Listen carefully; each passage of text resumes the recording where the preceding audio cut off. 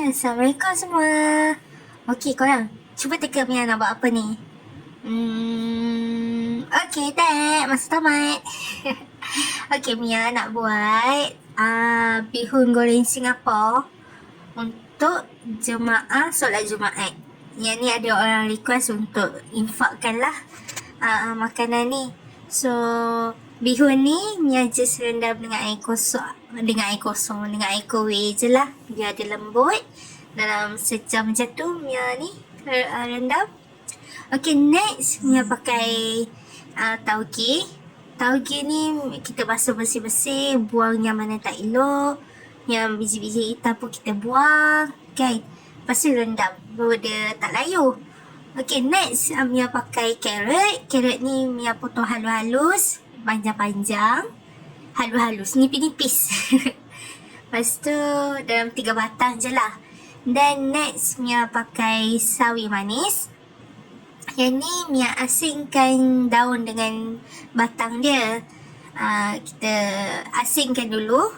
Lepas tu baru kita cuci bersih-bersih. Okay, ni sebab batang ni perlukan masa yang lama untuk lembut kan. Jadi kita satukan carrot dengan batang.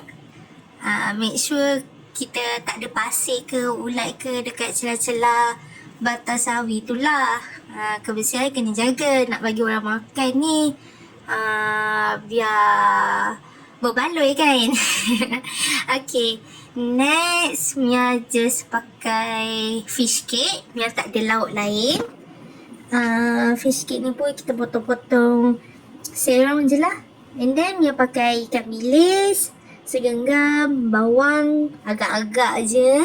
Tapi lagi sedap banyak bawang sebenarnya kan. Okay. And then Mia pakai bawang Holland juga.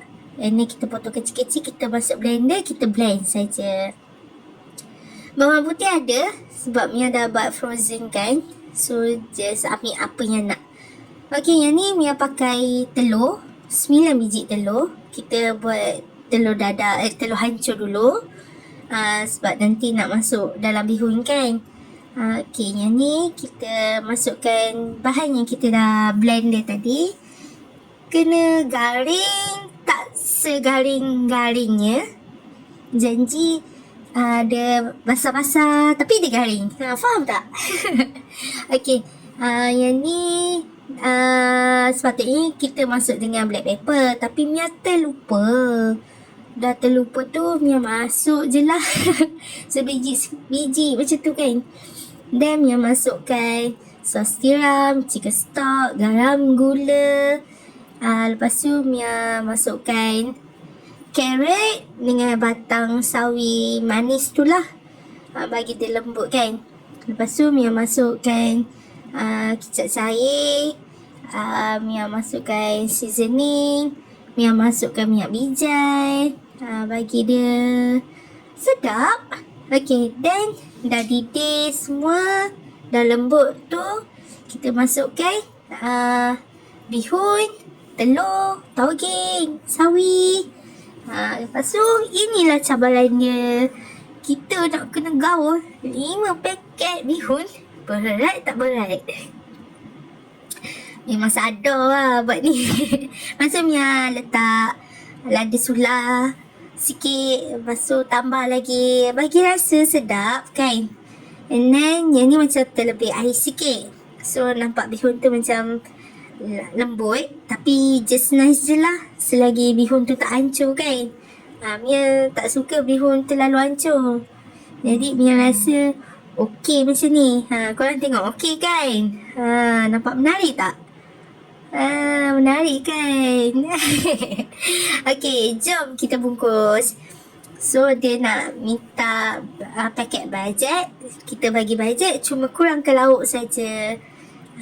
Okay, so ya, susun bihun. Lepas dah susun bihun, kita letaklah hiasan atas dia. Bawang goreng, daun sup, cili merah, garfu pun kita bagi, okay? Don't worry. InsyaAllah pemudahkan semua kan. Korang tengok. Sedap kan? Kalau korang nak macam ni juga, korang roger je Mia. nanti Mia settle lah kan. Korang jangan worry. So, apa-apa kita deal sampai jadi, okay? Bye!